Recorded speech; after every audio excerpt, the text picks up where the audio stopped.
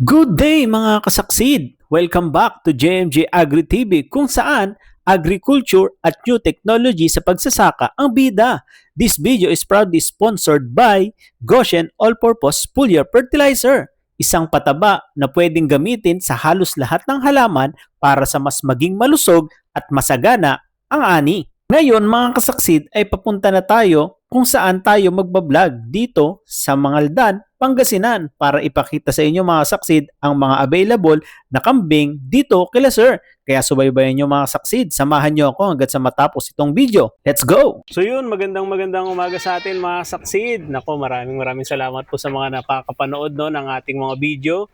Lalo na itong sa mga demo ng mga machineries. Pero mga saksid, for today's video ay iba naman ang ating iba-vlog. Ngayon ay magbablog naman tayo ng mga talagang mga hybrid na mga kambing mga saksid. Siyempre, nandito tayo sa Mangaldan, Pangasinan at ipapakilala sa atin ni Sir ang kanyang mga kambing na alaga at mga available mga saksid. Kaya subaybayan nyo mga saksid hanggang sa matapos itong video. Tara, simulan na natin to. Let's go! So yun, Sir, magandang umaga sa inyo, Sir. Anong pangalan ulit nila, Sir? Jade Gulosino po. Okay, si Sir Jade. Si Sir Jade, ano po bang pangalan, Sir, ng ano nyo? G&G Boer Goats. J&G Boer Goats. Boer At Goats. may kapartner po ako na si Kuya Junjun Magunsya na nasa France po. I see. Bali, dalawa po kami na may-ari ng kambingan. May-ari ng kambingan. At ito, Sir, dito sa Barangay Landas, Sir, di ba? Purok 7, Mangaldan, Pangasinan. Mangaldan. Okay. Sige, Sir, pakilala niyo sa akin, Sir, yung ating mga available na kambing, Sir. Bali, ito po yung ginagamit po namin na back. Bali, yan si Pablo. Okay. Yan, ito po yung US to US. Okay. Yan, sa mga gusto pong magpa-stud, pumunta lang po dito sa Mangaldan, Barangay Landas, Purok 7. Yan, makisig at talagang mapata po yan. Anong pala nito, Sir? Anong breed pala niya? Boer po siya na Daffold. Boer na daw. US to US. Okay. Yan, machong-macho. Laki ng ano niya. Yan. Ito yung pang-stud, Sir, no? Opo. Okay. Yan, ino-open na po namin yan. Ano yun, Sir? Paano yung pag-stud? Pangasinan lang ba? Pwede paano, Sir? Pwedeng, basta idalan nila po yung, yung mga alaga po nila dito. Dito, okay. So, dito mismo. Pero pag din, pwede rin kunyari, dadalhin nyo rin to, Sir, pag hindi po. hindi po pwede. May stress po May siya. stress siya, no? Dapat yung babae ang dalhin nila dito. Pero karamihan, marami din pupunta dito dati na nagpapa-stud dito nung may back kami na pang-stud dati. Malalayo din. Malalayo. Sige, Sir. Ano pa yung available natin, Sir, na ano? Sa taas naman po. Sige, tayo. Sir, sa taas. Sarado ko lang. Buti hindi siya bumababa, Sir. No? Mabait yan. Mabait eh.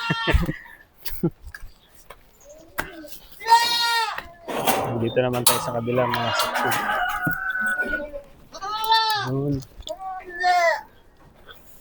Yan. Ito naman, dalawang doling. Yan. Ito, Dowling. Ilang months na yun, Sir? Bali ito po, magpo 4 months. Magpo-form. Ito'y kursunada rin ng isang kaibigan. Itong dalawa. Yan. Sila po US to US din po. Watching. Yan. Ito, anong ito, Sir? Ganon din yung breed niya, no, Sir? Opo. Ready to na to, Sir, no? Benta na. Bali ito, gusto nang ipa-reserve itong dalawa. Okay, reserve na tong dalawa. Oo. Same sila ng man, Sir, no? Oo. Bali, ito po yung nanay po nila, dalawang doling, dalawang babae po. Dalawang babae ito. Oo. So, ito yung nanay. Kaya magaganda rin yung anak niya. Ang tatay naman po nito ay import. Ito. Oo. Na US to US. US to US siya. Kilala nila yun. Yan, batang-bata pa yan. Parang Sir, napansin ko, parang iba sila sa sa Anglo-Nubian. Oo. Ang lilikot ng Anglo-Nubian eh. Talagang, tumatakbo. Oo. Ito parang medyo Oo. Kasi, lambing, Sir. nasa isang kulungan lang kasi kapag marami, halo-halo sila talagang makukulit po. Mga kulit talaga. Oo, kasi, pwede silang maglaro. Tapos ito naman, Sir, ano naman po ito? Bali ito naman, may sampa na rin po ito. Ito naman, buntis siya. may sampa na rin. Yan. Sobrang laki niya. Sobrang laki na. Oo, tsaka malapad. Malapad siya. Mm. Yan, US to US. Yes, US. Okay. Mga ano sir, yung ganito sir, parang paano ba yung, ilang months ba siya bago siya magbuntis sir? Ganun. Depende. Pero sa amin po, nasa 1 taon po namin pinapabuntis para matured na po yung alaga po namin na mabuntis. Okay. Ay, 1 year, pwede na siya magbuntis. Kasi kapag medyo maaga po, Oo. mahihirapan yung nanay tsaka kaunti po yung gatas. Kaunti yung gatas na ano niya. Tulad po nito. So, buntis na rin po siya. Oo nga. Yan, 1 year po siya nasampahan. 1 year. Yan, no? Parang mas malaki to sir, no? Oo. Kasi mas matanda po yan. Okay. Ito, 1 taon pa lang. Ito 1 taon pa lang. Pero ito kapag maabot din yan kasi yan yung nanay niya. Ano nila. Tapos itong isa sir, buntis, ano rin? Ito may sampa na rin to. Ibang kulay lang siya sir. Oo. Ito naman, nakuha namin kay Bro Sherwin. Yan. Yan, medyo masakit-sakit sa bulsa. Ay, medyo mahal siya. Oo. Medyo mahal siya. Kulang-kulang 200. Grabe no. Nga. Hindi halos di siya makatayo. Hindi. Bali, andyan lang nakahiga lang. Nakahiga lang siya. Tapos ito yung sir, yung mga buntis niya sir na itong 3. Bali, ito, hindi pa siya positive. Bali, papa-ultrasound pa po. Ito. Ito. Okay. Ito, positive ito na. Positive na kasi kitang-kita niya. No? Tsaka ito, hindi pa positive. Okay. Mataba lang talaga yung tiyan niya, sir. Bali, ganyan po yung katawan ng mga US to US talaga na makakapal po sila. Oo. Di kagaya sa mga Australian, medyo mahaba na matatangkad. Matatangkad. Sila ay ito karamihan, sir. Halos US to US yung ano niya, sir. No? Bali, yung mga nandito, halos lahat po ay US to US na. Bali, ito po yung talagang pinapadami po namin. Pinapadami siya. Ito, sir, ano naman yun na andito? Bali, ito, pang-release din po namin to. Okay. Bali, ito. Pero wala pa siyang, hindi pa siya naka-reserve, sir? Hindi pa po. Okay. Ito, doling na 9 months. Doling na 9 months. Yan na, malapit-lapit na rin pong i-breed. Yan na. Yan na, budget meal lang po yan. Budget meal. Kasi ito po ay F-series lang. Okay. F-series. Parang nag-upgrade lang. In-upgrade lang. Oo. Ito parang mas mabalahibo to, sir. Ito naman, backling. Yan, pang-release din po namin. Pang-release din. Pero karamihan po ay nandun sa kabilang farm po yung pang-release po namin. Kumbaga maraming ano doon, sir, no? Saan ba yung farm niyo doon? Sa Asinggan po, sa may Ariston East. Okay. Ayan, ito may dugong Australian kaya medyo mahaba sila na hindi po sila ganun kakapalan. Yan. Kaya malaki po yung pagkakaiba ng US to US sa may halo o Australian. Ito, sir, mga ilang months to, sir? Ito, magna 9 months. Magna 9 months na.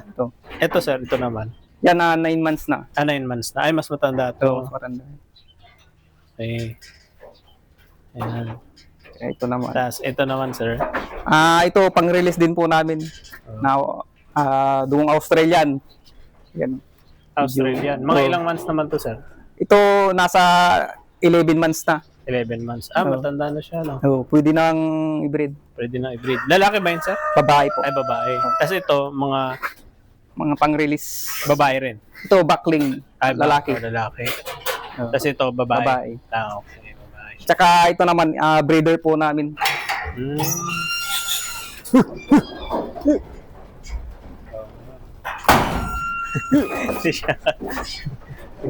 Oo nga. Medyo malambot dito lang. Medyo malambot lang, sir.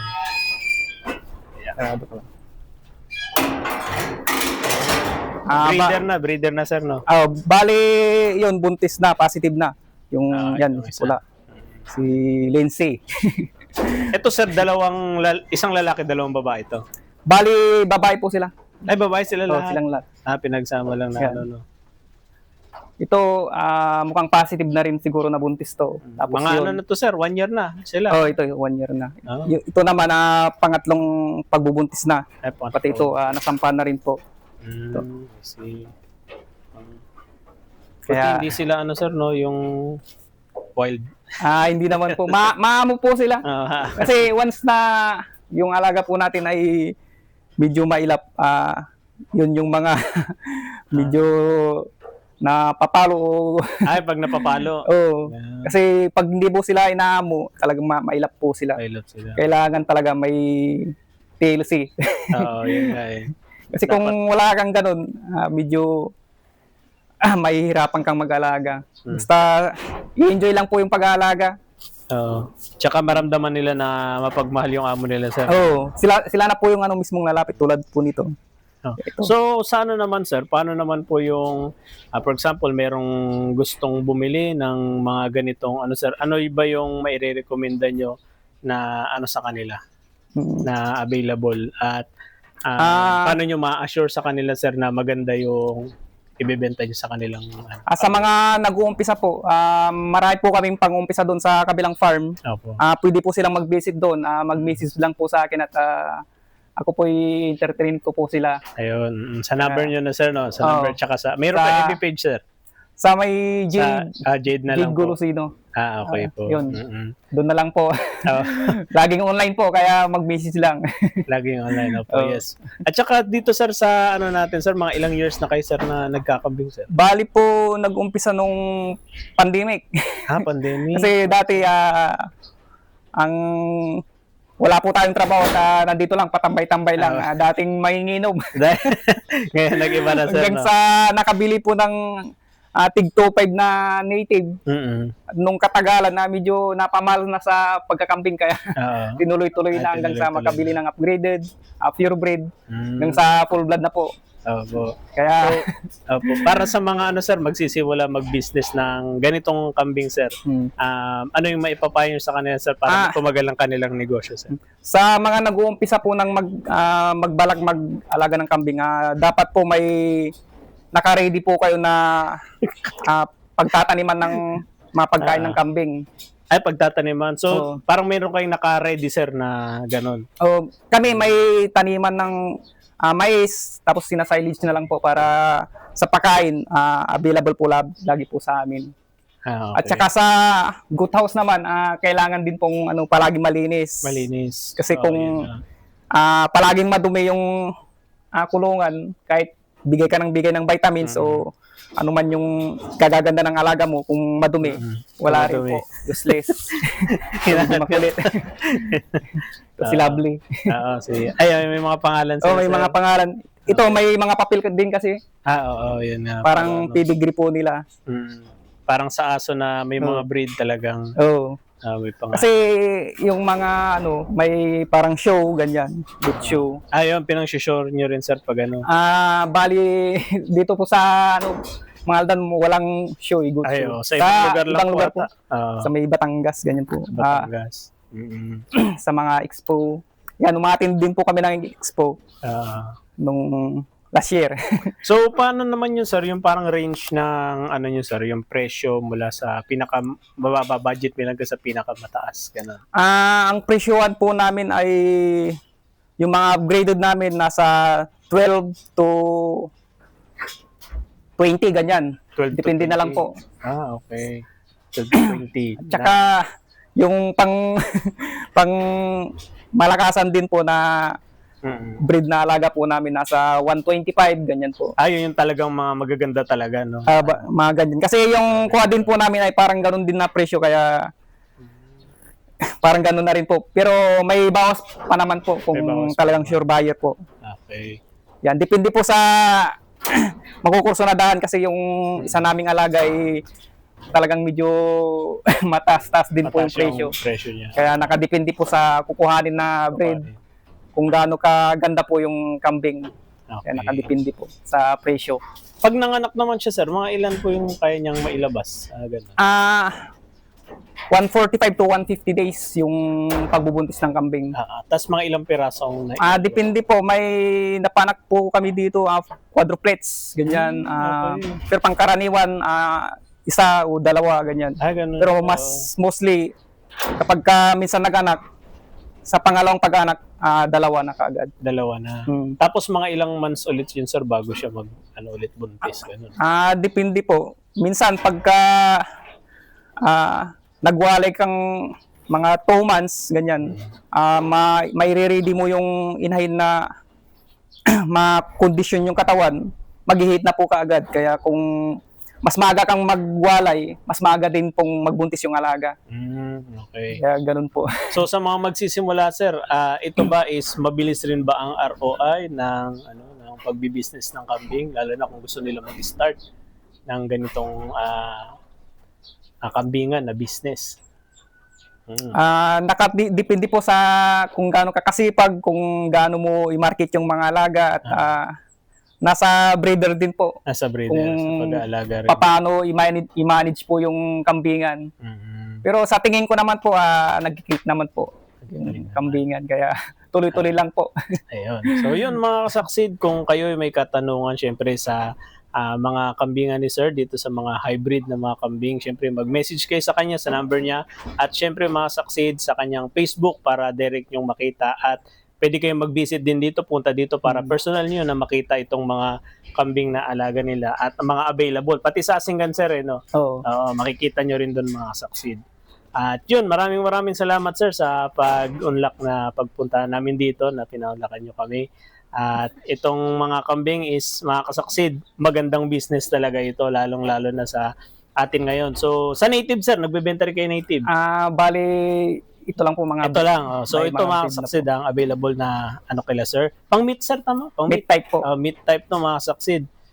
Anong pinagkaiba niya Sir sa ibang mga kambing yung sa meat? Ito, mga meat type. Yung mga nandun sa kabila, may mga dairy po kami, panggatas po. Okay. Yun yung pong ang Lunobian. Ang Lunobian. So may available din Sir, no? Yes, may po. pang meat at saka may panggatas mga kasaksid. Yan. Bali, lahat po ng anglo namin doon ay pang-out, mga crossbreed, ganyan. Lahat po pang-out. Bali, ang ititira na lang po namin ay mga bower po. US to US. US to US. Kaya, marami po. Okay. Mag-message lang or Message lang po kayo. pumasyal po. Pumasyal lang kayo dito. Malalaki talaga yung ano nila. Parang first time ko ata nakakita ng ganito nito na dito mismo personal. Kasi may iba na kikita ko lang sa sa Facebook, sa YouTube. Sa YouTube. So yun Sir, maraming salamat Sir. Sige po, welcome po. Thank you. Thank you po sa pag-visit. Ayan. Bye. Talagang na siya. Ito, naka-reserve no?